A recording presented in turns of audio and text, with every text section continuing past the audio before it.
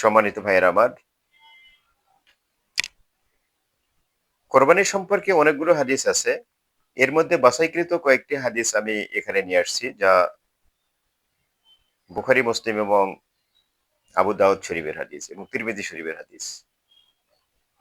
যেমন হযরত আনাস রাদিয়াল্লাহু তাআলা আনহু তিনি বর্ণনা করেছেন যে আল্লাহ রাসূল সাল্লাল্লাহু আলাইহি ওয়াসাল্লাম তিনি হৃষ্টপুষ্ট দুটি দুম্বা তিনি কুরবানি করেছেন এবং যেটি দুই শিংওয়ালা বিশিষ্ট ছিল। তিনি নিজ হাতে এটি জবাহ করেছেন এবং বিসমিল্লাহ আল্লাহু আকবার বলে তিনি আল্লাহর শ্রেষ্ঠত্ব ঘোষণা করেছেন। এরপরে হযরত আয়েশা রাদিয়াল্লাহু তাআলা আনহা থেকে বর্ণিত একটি হাদিস এসেছে। তিনি বলেন যে রাসূলুল্লাহ সাল্লাল্লাহু আলাইহি ওয়াসাল্লাম একবার শিং বিশিষ্ট পা, পেট ও চক্ষু কালো রঙের দুম্বা কুরবানি করার জন্য আনতে বললেন। অনুরূপ একটি দুম্বা আনা হলে তিনি বললেন, হে আয়েশা, ছুরিটি দাও। অতঃপর বললেন, পাথরে তাকে ধারালো করো। হযরত আয়েশা রাদিয়াল্লাহু তাআলা আনহা বলেন, আমি তাই করলাম। তিনি ছুরি গ্রহণ করলেন এবং দুম্বাটিকে ধরলেন। তারপর তাকে কাঁধভাবে শুয়ে তিনি জবেহ করলেন এবং বিসমিল্লাহ আল্লাহু আকবার বলে জবেহ করলেন। এটি মুসলিম শরীফের হাদিস।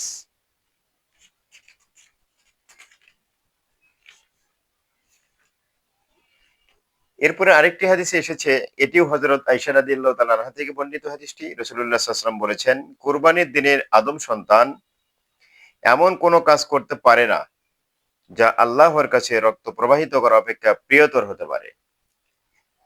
কোরবানির পশু সকল তাদের শিং, পশম ও খুর সহ কিয়ামতের দিন এসে উপস্থিত হবে এবং কোরবানির পশুর রক্ত মাটিতে পড়ার পূর্বে আল্লাহর কাছে সম্মানের স্থানে তা পৌঁছে যায়।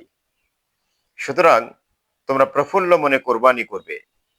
এটি তিরমিজি এবং ইবনে মাজাহ শরীফের হাদিস।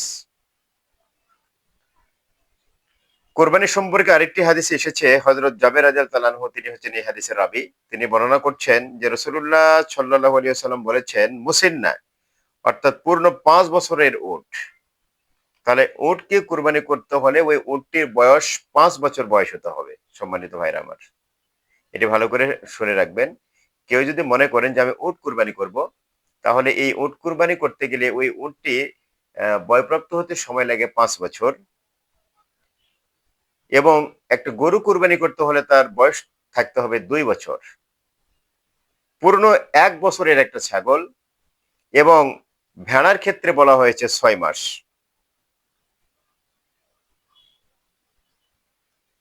ভেড়া যদি কেউ কোরবানি করতে চায়, সে ভেড়াটি যদি হৃষ্টপুষ্ট হয়, স্বাস্থ্যবান হয়, তাহলে সেটি ৬ মাস বয়স হলেও এটিকে কোরবানি করা যাবে। কিন্তু ছাগলের ক্ষেত্রে ১ বছরের কথা রাসূলুল্লাহ সাল্লাল্লাহু আলাইহি ওয়াসাল্লাম বলেছেন। কিন্তু যদি মুসিন্না সংগ্রহ করা কষ্টসাধ্য হয়, তবে মোষের জজোয়া অর্থাৎ ৬ মাস পূর্ণ হয়েছে অথচ দেখতে পূর্ণ ১ বছরের মতো, তাহলে সেটিকে জবাই করা হবে। এমনটি যদি হয় যে কারো বাড়িতে এরকম ১ বছরের কোনো ভেড়া বা দুম্বা নাই, তাহলে সেক্ষেত্রে ৬ মাস বয়সের যদি কোনো দুম্বা বা ভেড়া থাকে আর সেটি যদি দেখতে হৃষ্টপুষ্ট হয়, স্বাস্থ্যবান হয় এবং ১ বছর বয়সের মতো মনে হয়, তাহলে সেটি সে কোরবানি করতে পারবে। এটি মুসলিম শরীফের হাদিস।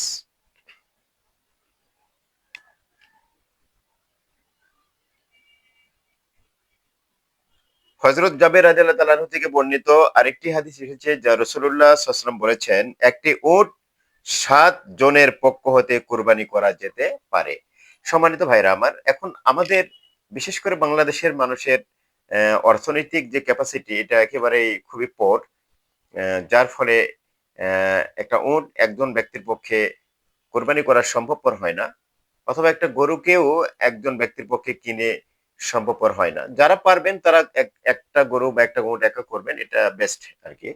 কিন্তু যারা যারা ক্যাপাবল নয়, অর্থাৎ যারা সক্ষম নয়, এরকম ব্যক্তি যাদের ইকোনমিক্স সাইডটা একেবারে দুর্বল, কিন্তু তার নেশাব পরিমাণ সম্পদ আছে, এরকম ব্যক্তি যারা কোরবানি করতে চান, তাহলে তারা ৭ জন মিলে একটা কোরবানি পশু তারা কোরবানি করতে পারবেন। তবে হ্যাঁ, যে ৭ জন মিলে কোরবানি আপনারা করবেন, অবশ্যই এই ৭ জন ব্যক্তির যাদের মাইন্ড সেটআপটা যেন মানে সেম হয়, একই হতে হবে। মানে এরকম যদি হয় যে আমি কুরবানি করেছি, আমি গোশত ভালো পাই নাই বা আমার ভাগে ভালো গোশত আসে নাই, এটা যদি কেউ যদি রিমার্কেবল করে তাহলে তার কুরবানি আল্লাহর দরবারে কবুল হবে না। কুরবানি তো কোরবান শব্দের অর্থ হলো উৎসর্গ করা। আমরা যে পশুটি কোরবানি করছি এটি আল্লাহর রাস্তায় উৎসর্গ করে দিচ্ছি। কিন্তু আল্লাহ পাক এই কোরবানির পশুটা নিয়ে যান না বা কোনো ফেরেশতার দ্বারা এটাকে বহনও করেন না। এটি বান্দার জন্য আবার খাওয়ার জন্য হালাল করে দেওয়া হয়েছে। সাধারণত প্রচলিত যে নিয়ম আ ইজমা কিয়াসের নিয়ম অনুযায়ী আমাদের বাংলাদেশের সিস্টেমটা হচ্ছে যে একটা পশু কোরবানি করে ৩ টি ভাগ করা হয়। এই ৩ টি ভাগের মধ্য থেকে ১ টি ভাগ মালিক নিজে তার খাওয়ার জন্য গ্রহণ করবেন। ১ টি ভাগ এটি গরিব এতিম মিসকিন যারা আছে তাদেরকে এটা বন্টন করবেন এবং আরেকটি ভাগ অর্থাৎ ৩য় নম্বর যে ভাগটি আছে এটি সে তার নিজের আত্মীয়স্বজন যারা আছেন তাদের মধ্যে এটিকে ডিস্ট্রিবিউট করবেন। এটা হচ্ছে আমাদের একটা আ সিস্টেমেটিক কালচার আরকি। হ্যাঁ, এরকম যদি হয় যে এমনও আছে যে কোনো জায়গায় এরকম এতিম মিসকিন, অসহায়, ফকির, দরিদ্র এমন ব্যক্তি যদি না থাকে বা কাউকে গোশত দেওয়ার মতো কোনো ব্যক্তি যদি না থাকে, তাহলে সেই ক্ষেত্রে আপনি আপনার অধীনস্থ যারা আছেন বা আত্মীয়স্বজন যারা আছেন তাদেরকে তাদের হক আদায় করে আপনি সেটি গ্রহণ করতে পারবেন। সম্মানিত ভিউয়ার্স।